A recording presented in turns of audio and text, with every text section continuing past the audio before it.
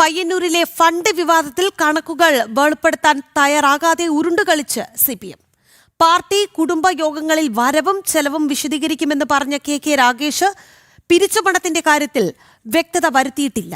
ആരോപണങ്ങൾ ഉന്നയിച്ച കുഞ്ഞികൃഷ്ണനെതിരെ വിമർശനം ഉയർത്താനാണ് CPM ജില്ലാ സെക്രട്ടറി വാർത്താസമ്മേളനത്തിലൂടെ ശ്രമിച്ചത്.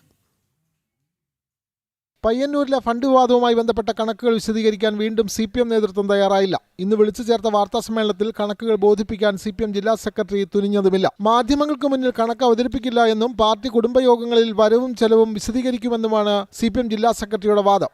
വി കുഞ്ഞികൃഷ്ണൻ പാർട്ടിക്ക് മുമ്പാകെ അവതരിപ്പിച്ച കണക്കല്ല ശരി.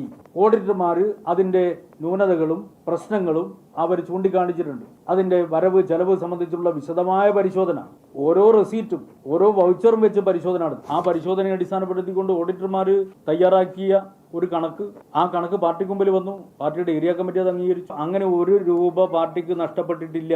അദ്ദേഹത്തിന്റെ ഭാവനാവിലാസം മാത്രമാണത്.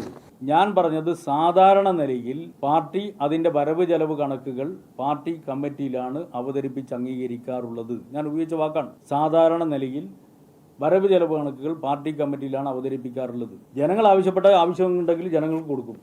ഞാൻ ഉപയോഗിച്ച ഒരു വാക്കാത്. ആവശ്യപ്പെട്ടാൽ വേണമെങ്കിൽ കൊടുക്കും എന്നാണ് ഞാൻ പറഞ്ഞത്.